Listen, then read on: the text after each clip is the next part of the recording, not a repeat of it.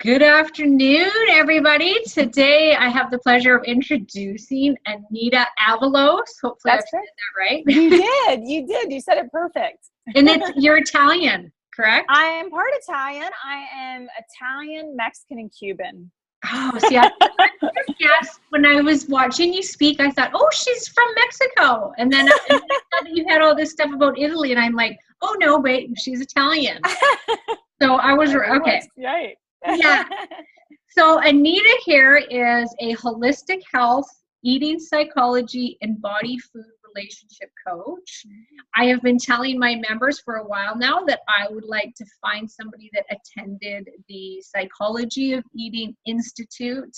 And I was lucky enough to get dear Anita to come talk to us about it and exactly what it is. So welcome, Anita. Thank you so much for coming and talking to us today. Oh my goodness. Thank you so much for having me, Karen. I'm really excited to be here and share I'm really excited. body of work with your people. Yeah. So one of our main interests in the group, because it's all women, Right. is of course a lot of the emotional side of eating, which is why I wanted you to come in. So let's just start. Could you tell us a little bit exactly what is an eating psychology and body food coach? Yeah, so great question. So, typically when we think about weight loss, when we think about health, that whole part of the industry, we concentrate on food a lot and exercise, right? Yes. And so, eating psychology is not to say that quality nutrition doesn't matter, because it does. It's not to say that moving our body doesn't matter, because it does. But what we, realize through our training is that that's really at most half of the story. And then there's this whole other half of the story that's happening in terms of your relationship with food and in terms of your relationship with your body. So that's just sort of the baseline, is we're looking at the other reasons why someone might be having a challenge with food and a challenge with body image, a challenge with weight. And kind of one of the foundational principles is that, again, typically, right, when we want to lose weight, when we're dealing with an eating challenge, whether it's overeating or binge eating or chronic dieting, we see this problem in front of us and we think, I want to get rid of it yesterday, right? Yeah. These 20 pounds, I wanted to have been done with it yesterday. I want to have this problem removed as soon as possible. So part of the reframe that we have from an eating psychology perspective is, instead of trying to simply get rid of the problem, is to see that problem as a divine messenger, here with something to share with you. It's showing up for a very good reason. Your challenges with food, your challenges with weight, challenges with body image are showing up for a very good reason. And so part of the big piece of my work with my clients is that I want to listen to the symptom. I want to help them listen to the symptom and unravel it and understand exactly why this has been showing up. Because certainly that was true for me and the women that I work with, and I'm sure the women in your community, It's not like our first rodeo, right? It's not like we just had, I just all of a sudden had, these 10 pounds. And so I've never dieted in my life. I've never felt bad about my body. I've never struggled with food. Just the first time. And I'm, 40 years old. Most of us have been struggling for many years. So if that is reoccurring, right, then we have to look a little bit deeper, because if diet and exercise could have just been the magic key, there would be one way of eating, we would all do it, and problem solved. So there's really good, bottom line, what I'm trying to say is there's really good reasons why that challenge is showing up. It's not because we don't have willpower. It's not because we're flawed or messed up or we're always going to have this challenge with food and weight. It's there for a good reason. Let's get curious about it. Let's understand it, and let's approach it from a place of compassion and curiosity. Wow, that's awesome. I love it. Because, every person that comes through my door, Anita, I'm sure yours too, they do want that quick fix still. We're so inundated right now with that, here, eat this and exercise this much and you're going to lose all this weight. And there's such this tiny little group of us that's saying, actually, that's almost the easier part. We're kind of clear on, you should obviously be eating whole foods and you should be exercising. Right. And yet women, they beat on themselves because they say, I can't do it, I have no willpower. And it's like, okay, well, let's find out what's really going on here. Exactly. Because if we can tune into what else is happening in our lives, right? What else is actually taking place? And for example, right? If someone's saying, okay, I struggle with overeating at night, I don't know what it is. I can't get a handle on it. Okay. So they might think that it's their, like you said, willpower is the problem. It's the food that they just have a food problem. They have a problem with food.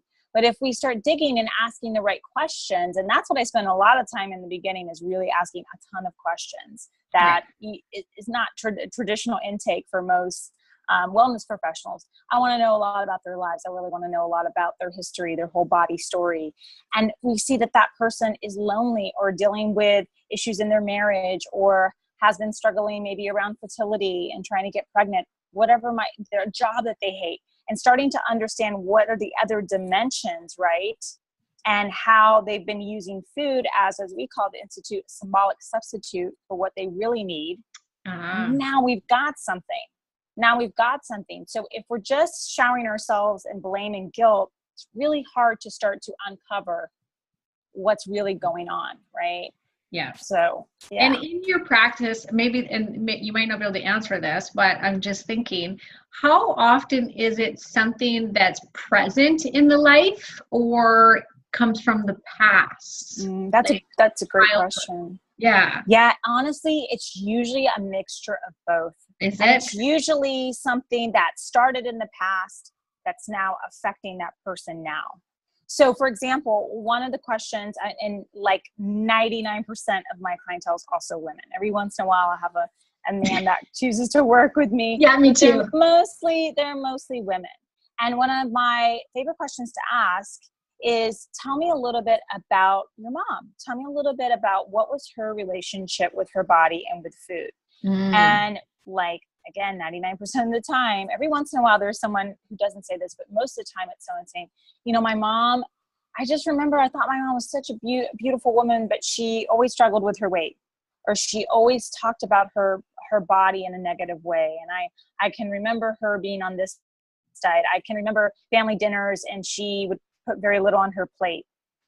There's those kind of memories. And some of those transferred to then mom, saying, hey, you really need to diet as well. Sometimes the mom never said that the daughter needed to diet, but she watched, right?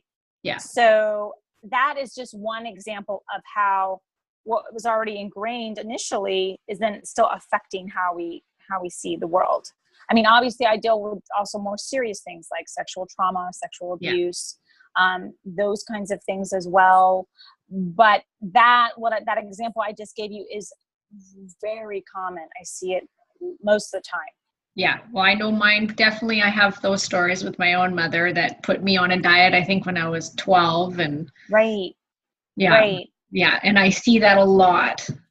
Yeah. And the thing about it is, because that was also my experience too. My mom was a chronic dieter. And so even though I didn't have a weight problem as a child, I did make this connection of like, mom's on a diet.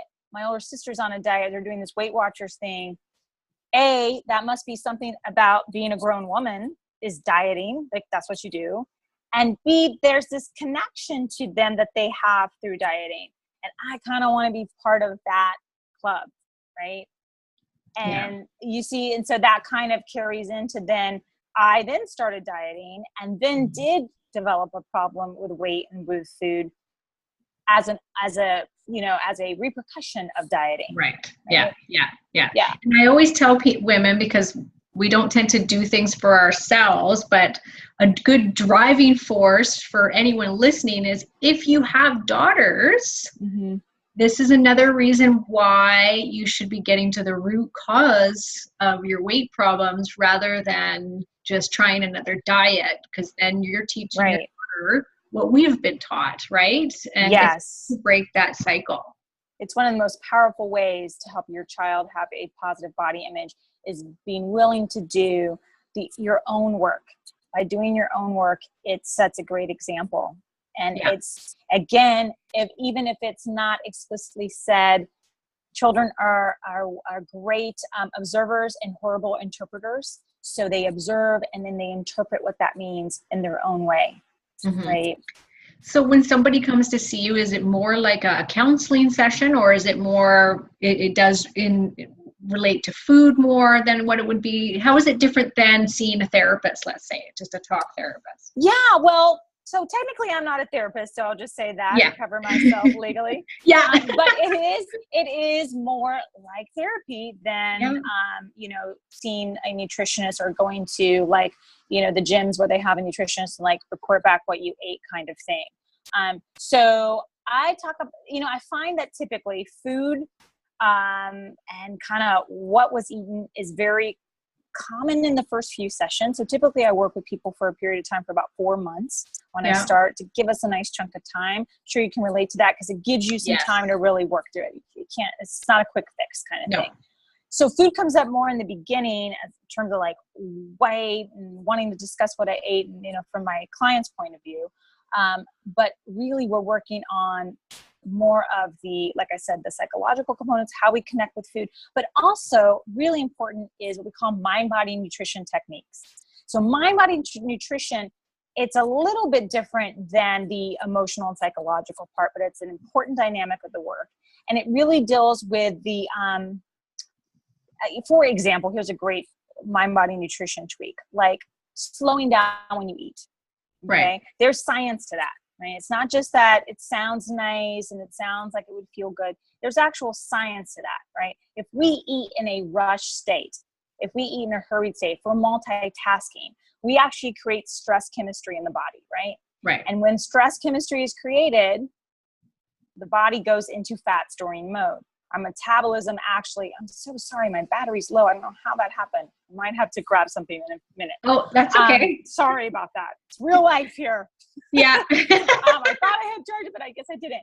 So those kinds of things, the body goes into stress chemistry, the body starts to hold on to weight. The body loses its calorie burning potential and its ability to build muscle. Wow. So, and that person then might also, because they're not registering that they got pleasure from the meal, actually need more food to feel satisfied. All of that's happening. So a simple mind-body nutrition technique might be simple in the sense it sounds simple, but it's not always simple and easy to do, is to start to slow down when you eat, take a breath before you eat, and not multitask. Give yourself, even if you don't have a lot of time, at least 10 uninterrupted minutes. If you can't give yourself 20 or 30, but at least 10 really good minutes devoted to your meal. So those kinds of techniques, you know, when we eat, how to start to listen to appetite, those things are important as well. And you talk a lot about body wisdom. Yeah. Can you tell me a little bit about that? I loved what you had to say about body wisdom and getting in touch with it. Yeah, because essentially, right, when we go on a diet, if you really think about what a diet is about, a diet essentially says, listen, you don't have this food thing under control. You can't trust yourself around food. Look at your history of food. Look at the weight you've gained. Here's a plan. Put your trust in the plan as opposed to the trust in yourself, right? Yes. And really what I see is that is just spirals into how we do life.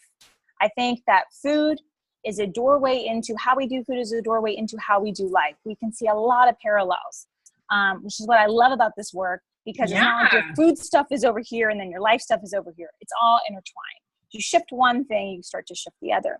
So in body wisdom, right, what I'm encouraging women to do is to start to take back control in the sense of learning to trust themselves, to feel empowered around food and to feel empowered around the decisions that they're going to do for their health and for their bodies, and to listen to the information that your body gives you. Because here's a great example of that. You know, you could someone could give you a meal plan. Your best friend did it, your aunt did it, your mom did it. They're all like, oh my God, it's great. I read this book. It's amazing. And then you go home and you do it and you don't feel so good. Things aren't digesting so well, you know, whatever. You're just not feeling these euphoric feelings that everybody else is saying. Well, that's your body giving you insight, right? But if we don't see it as valuable, and if we're told to not trust ourselves, we negate that. Yeah. And that's when the whole like, oh, I can't, my body's broken, or I can't do it, willpower. Right. Exactly. So, I'm encouraging women to get back in touch with the wisdom of their body, so, okay, I ate that. How did you actually feel after you ate that? If you made these dietary changes, how do you feel in your body? Do you have more energy, less energy? And see, if we stop just focusing on the number on the scale, we're also going to get some more insights, right? Because something could move the scale up or down, but what's actually happening internally? Yeah. That's so valuable, because as you start to take back your power in that area and trust yourself a little bit more, and kind of dip your toe in the water and like, okay, I can trust myself there. I can see that actually worked for me. Then you start to trust yourself in other ways in your life. Oh, wow, I'm going to actually start to listen to those gut feelings that, that part of me, that higher self that knows, go left or right, say yes to this, don't say yes to that. We give our trust to diets, but we also hand over our trust to other people all the time. Yes. The body's always speaking. Sometimes the body speaks through unwanted symptoms. Yeah. That's why we got to listen. That's wisdom from the body. Yeah, it amazes me how many women. I had a woman call me yesterday actually about something, and she'd been put on all these different diets from personal trainers, and they had all this like, the oats, the brown, all the things that she thought that you were so good for her, and she wasn't going to the bathroom. She hadn't been to the bathroom for maybe once a week, kind of thing, and it was right there. Is exactly what you're talking about. Trust yourself here. That is obviously not right for your body. But she's being told by who she thinks is the professional to say, no, keep eating this. This is what you need in order to lose weight. Right. And she wasn't trusting herself with it at all. Exactly. Not eating the right food. Yeah, that's exactly right. So, your wisdom is always going to override everything. And I always say that to clients, like, look, I might give you a dietary suggestion. If it doesn't work for you, don't do it. I want you to start to listen to yourself. I actually just wrapped up the final session with a client I've been working with for 5 months. And I asked her, what's been the biggest gain that you've gotten this time? And she's like, I've learned to trust myself again. Yeah. I'm learning to trust myself. She's in her, her early 50s. And she's like, I've spent all these years not listening to myself. And this whole process has taught me how to trust myself, in ways I didn't imagine. So that makes my heart happy. Yeah. How many, there's so many women out there that when you say that you're not putting rules on them, or you're not, when I tell them, I don't calorie count, I don't, how much can I eat? And you can see the panic, because they think that they need to be told and have those restrictions because they don't trust themselves.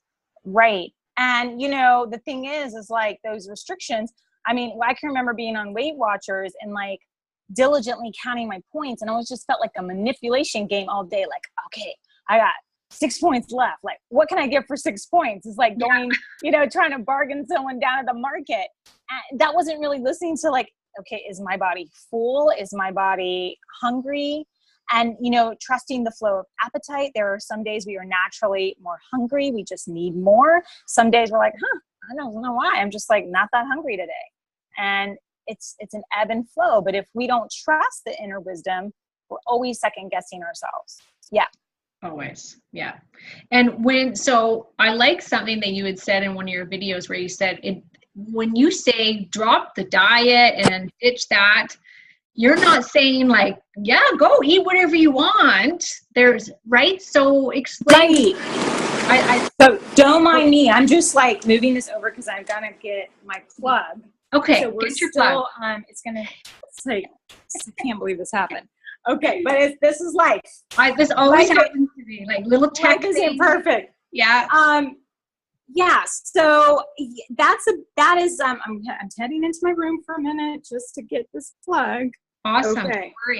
Sorry, guys. These things happen to me. I always tell my members and my people that I don't have a cameraman. It's me.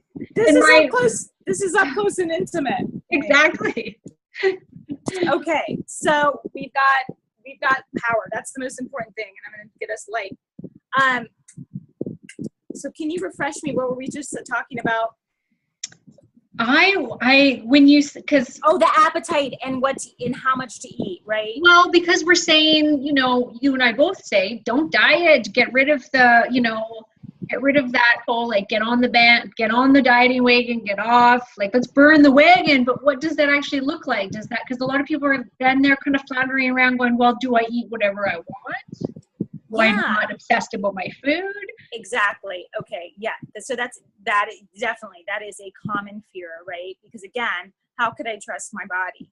So one of the things I always say is that, like, in our mind, we think if I ate whatever I wanted, it would be ice cream sundaes all day, pizza every night, like I'd have cookies, at midnight. That's what I would want to do. But honestly, if we did that, you'd be so over it at the end of the week. Okay, I'm not saying for people to go and do that. Please don't say that Anita said, I'm going to go eat all this ice cream some days every day. But honestly, you would be over it. You would be over it. Sometimes it's when we think we can't have it, right? And that allure of, like, the thing I can't have, that grabs our attention. So that's the first thing, is that really and truly, if you ate the thing that you think you want so much all day, every day, you wouldn't want to look at it ever again. The other thing is that, when we start to really listen to the body, what the body wants is quite different oftentimes, right? The body might really want a green juice. The body might want, like, a nice green salad. The body will want to have a little less caffeine, right? So the wisdom of the body, given a chance to speak, will speak up. It's like, even when we're going to talk about Italy in a little bit, but when I was in Italy for a month last November and December, I got home and I was like, that was so delicious. And I really would like a nice green salad, because it's so hard to get, like, what I'm used to as a salad there, right?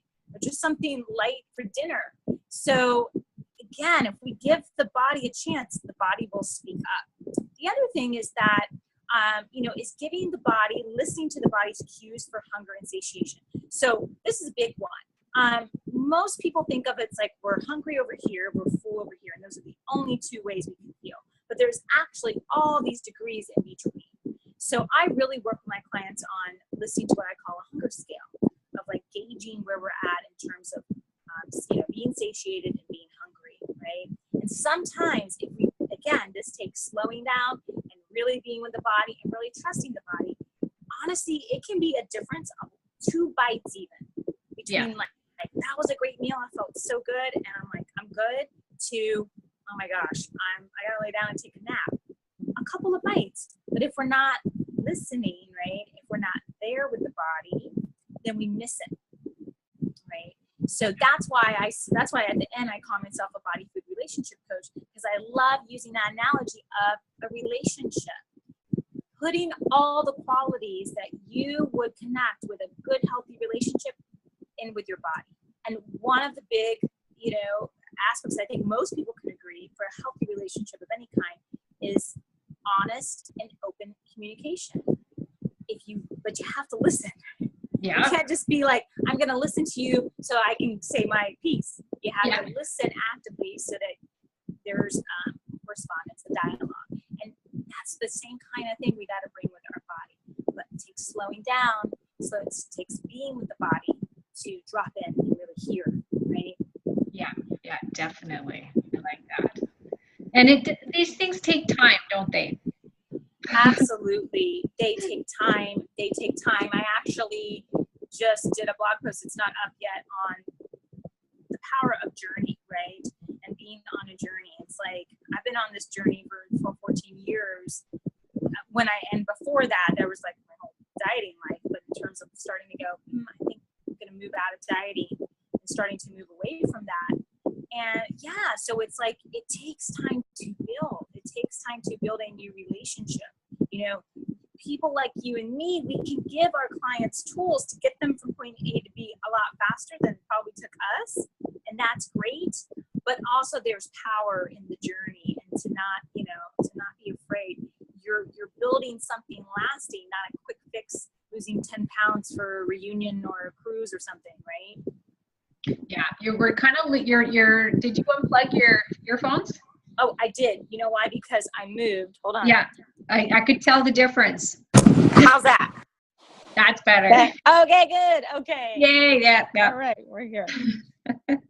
Yeah, So it takes time. It takes Yeah. time, And I think people need to know that when they come into these journeys, I like that. I always use that word too, is that it's a journey and it's going to take some time and everybody's different. And it's way better to say, you know what, I'm going to take the next year, 2 years, right, to get to the root of this instead of just looking for that. Okay, what's the next best diet to go on? Exactly. The year that I released the majority of my weight, those first 35 pounds, which was the most substantial part, that was like a year.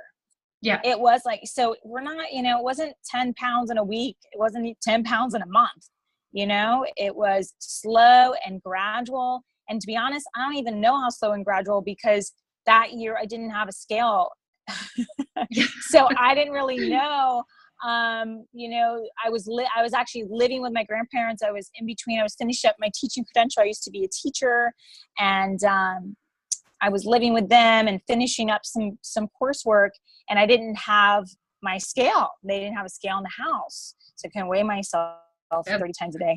A blessing in disguise. Yeah, it was a blessing in disguise, and that was the year that I started to kind of lose the weight when I was accidentally stopped dieting. So I would only weigh myself occasionally, like at the gym.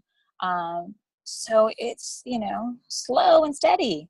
Yeah. Yeah. And I always say, if people have been going in and out of these dieting things their whole life, the yo-yo dieting, stop the madness. Right. Try a different route. Right? Which is coming to see somebody like you, right? So where can somebody find you if they're looking for you? Well, do you do Skype sessions? I do. I actually work, most of my clients, I live in Los Angeles, and I would say like 98% of my clients are not even in California. Yeah. I've had a couple clients in Canada. I've had clients in Australia. I've had clients all over the place. So the best place to find me is at my website, which is at AnitaAvalos.com, AnitaAvalos.com. That's the best place to find me. Also, is this a good time for me to tell them that I have something for them? Yes, it is. I was just going to say that. What do you have for us? I have a free gift. It's like, Oprah, you get a gift and you get a gift. Yes, exactly. Everybody gets a gift. Yeah. If you go to my site, and again, AnitaAvalos.com, and then /gift, GIFT, I have 2 video trainings there for your people. One is they're like a half hour. Think about like a virtual workshop with me. Definitely some takeaways. If you liked some of what you learned today, this goes in a lot more deeply. So things that we didn't have time to cover. So one is about body image, right? How to create lasting, authentic body love. We hear a lot about love your body, love your body. How do we do that? It's not as simple as just standing in front of the mirror and putting an affirmation on the mirror and saying, I love my body now.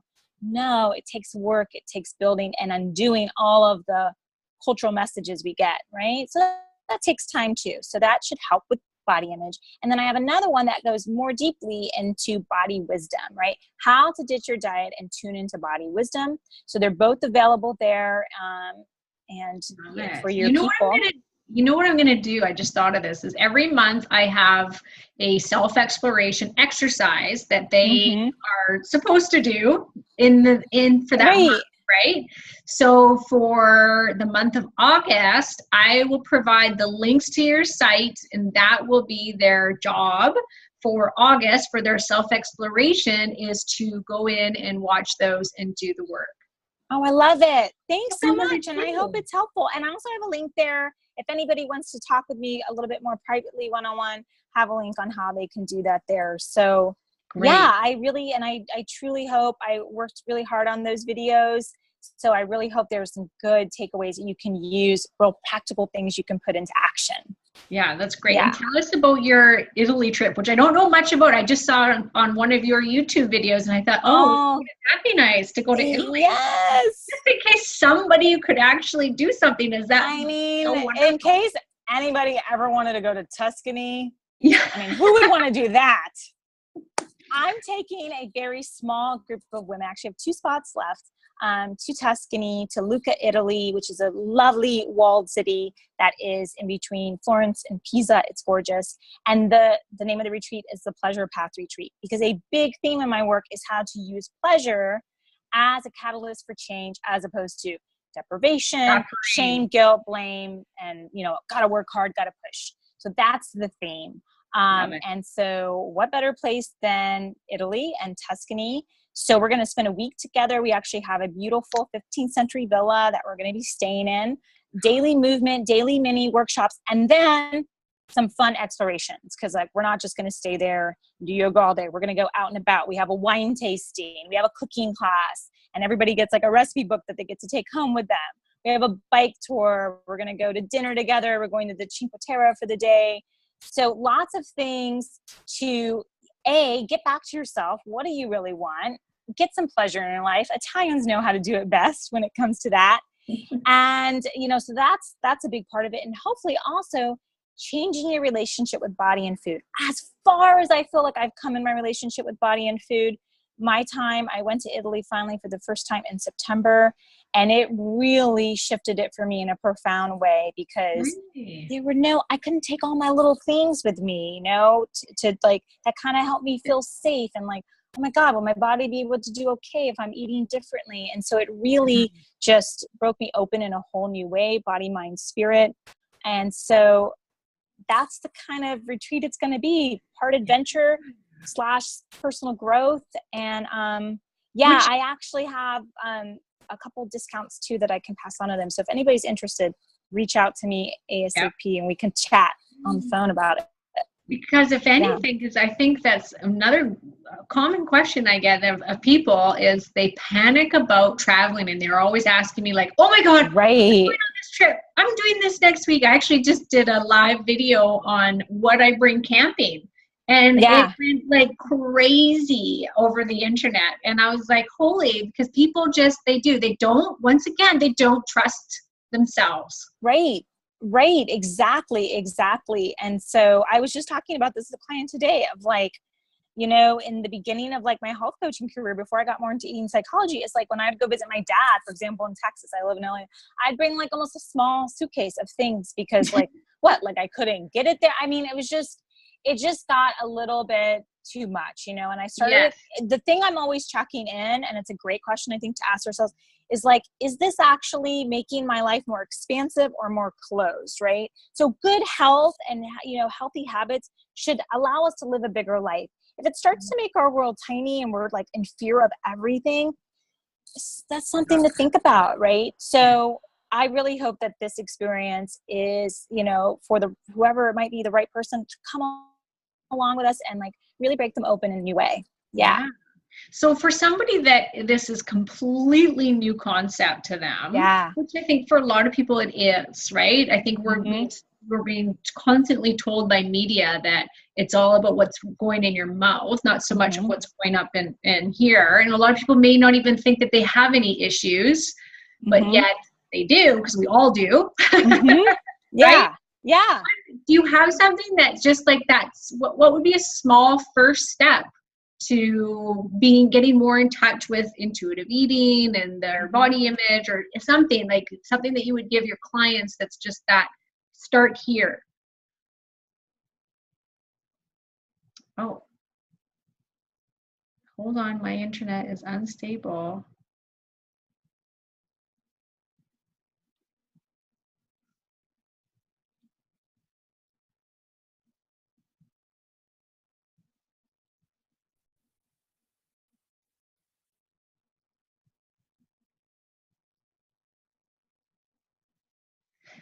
Well, it looks like I have lost connection with Anita, which is really too bad. She was just going to give us some more advice. We'll see if we can't get her back. Nope, we don't. Okay, well, we'll see if she kind of hops back on here. And if she doesn't, then we won't get to have some final advice from Anita, but that was it was right at the end anyway, so we did catch all of it. It just said internet unstable, so I'm guessing that her connection got a little bit unstable there. She said she had construction going on in her building that day, so who knows what happened. But I will be providing the links to Anita's site in the Members Hub underneath the interview link. And so if you guys want more information from Anita and to check out her programs and her free videos, she's got 2 free videos and they sound like they're excellent. So I would highly suggest taking advantage of those. And we will hopefully have Anita on again for a follow-up. All right. Thanks, everyone.